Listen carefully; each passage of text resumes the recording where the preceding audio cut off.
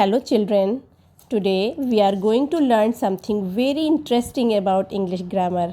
आज हम लोग बहुत ही मज़ेदार इंग्लिश ग्रामर सीखने वाले हैं।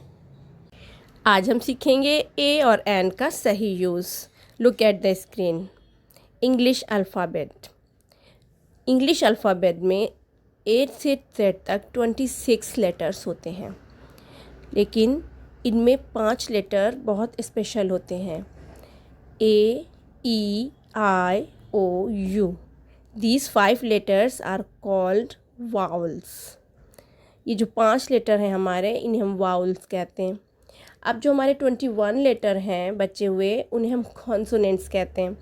कॉन्सोनेंट्स, ठीक है बच्चों, आप वाउल्स और कॉन्सोनेंट्स को अच्छी तरह से दिमाग में रखेंगे।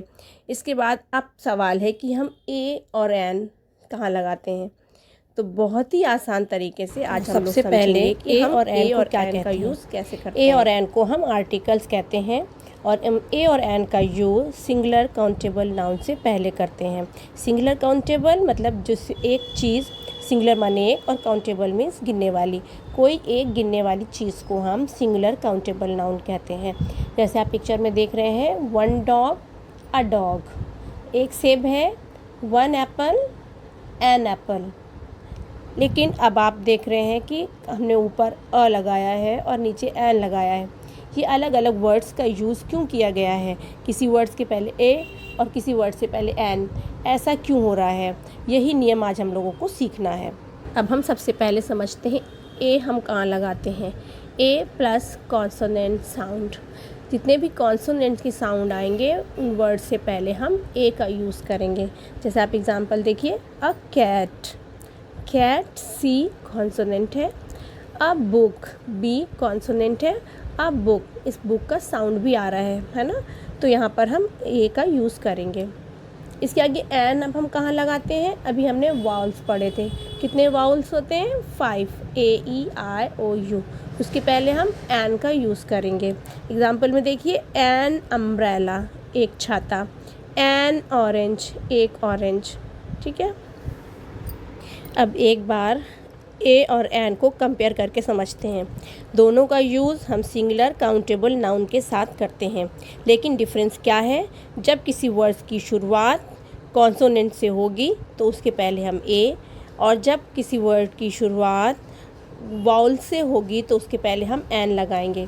देखिए पिक्चर में, अ बॉल, बी कॉन्सोनेंट तो हमने लगाया a ball. Book, a book. Cat, a cat. Dog, a dog, क्योंकि ये सारे कॉन्सोनेंट हैं।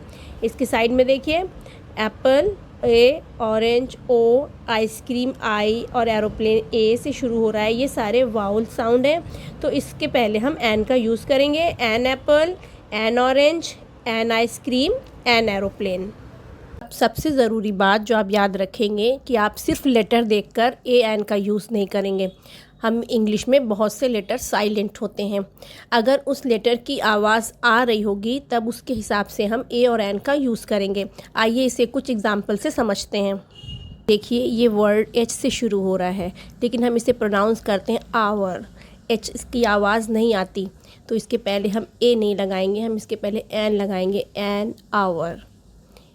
इसी तरह हम दूसरा एग्जाम्पल देखते हैं। ये भी एच से शुरू हो रहा है, लेकिन इसमें भी हम एच की आवाज़ नहीं आती, हम प्रोनाउंस करते हैं ऑनेस्ट। ऑनेस्ट ईमानदार, तो हम ऑनेस्ट नहीं लगाते, हम एन ऑनेस्ट यूज़ करेंगे, एन ऑनेस्ट मैन, क्योंकि इसमें ओ का आवाज़ आ रही है, की साउंड आ रही है, तो हमें साउंड पर फोकस करना है, ना कि लेटर पर। Remember, a plus consonant sound, an plus vowel sound. आपके लिए प्रैक्टिस सेट है, आप करके देखिए आपको कितना समझ में आया। आई होप आपको ए और एन का यूज़ समझ आ गया होगा।